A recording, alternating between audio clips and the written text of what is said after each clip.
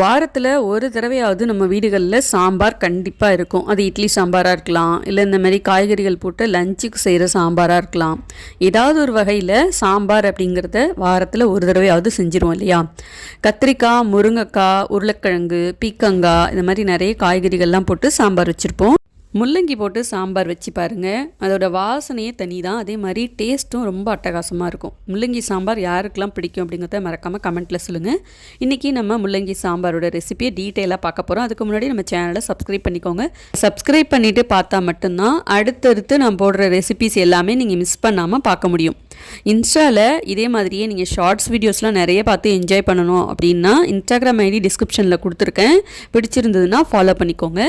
முதல்ல சாம்பார் வைக்கிறதுக்கு பருப்பு வேக வச்சு எடுத்துக்கலாம். 100 கிராம் அளவுக்கு பருப்பை நல்லா தண்ணி ஊற்றி அலசிட்டு தேவையான அளவுக்கு தண்ணி ஊற்றிக்கோங்க. பருப்பு முழுகிற அளவுக்கு மட்டும் தண்ணி ஊற்றிட்டு நல்லா கொதிச்சதுக்கப்புறம் மஞ்சள் தூள், பெருங்காயம், கொஞ்சமாக நல்லெண்ணெய், அப்படி இல்லைன்னா சமையலுக்கு நீங்கள் எந்த எண்ணெய் யூஸ் பண்ணுறீங்களோ அதை கொஞ்சமாக ஊற்றிக்கோங்க.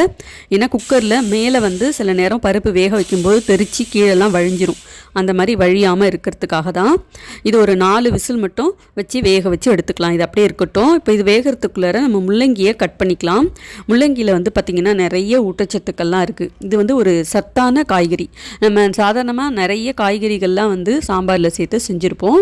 அதிக அளவு புரதம், நார்ச்சத்து இது எல்லாமே முள்ளங்கியில் இருக்குது. பொட்டாசியம், கால்சியம், இரும்பு, மேக்னீஸ், விட்டமின் சி இந்த மாதிரி நிறைய இருக்குது. இந்த விட்டமின் சி பார்த்திங்கன்னா எதிர்ப்பு சக்தியை கொடுக்கக்கூடியது.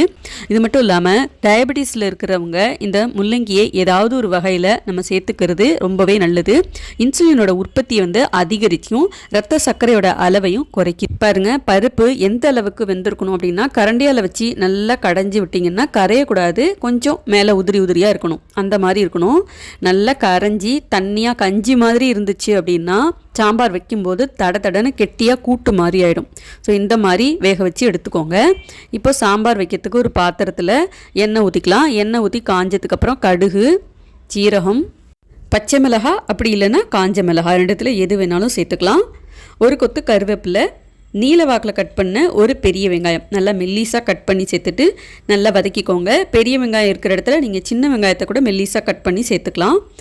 வெங்காயம் ஓரளவுக்கு நல்லா வதங்கி வந்ததுக்கப்புறம் ஒரு தக்காளியை கட் பண்ணி சேர்த்துக்கிறேன். தக்காளியோட டேஸ்ட்டு பிடிக்காது, சாம்பாரில் நாங்களாம் தக்காளி சேர்க்க மாட்டோம் அப்படிங்கிறவங்க புளி கரைசலை வேணால் கொஞ்சம் கூட சேர்த்துக்கலாம். தக்காளியும் நல்லா வதங்கினதுக்கப்புறம் கட் பண்ணி வச்ச முள்ளங்கியை சேர்த்துக்கலாம். முள்ளங்கியை நல்லா கழுவி எடுத்து வச்சுருக்கேன். அதை சேர்த்துட்டு இந்த முள்ளங்கி சேர்த்ததுக்கு அப்புறமே தேவையான அளவுக்கு உப்பும் சேர்த்துக்கலாம்.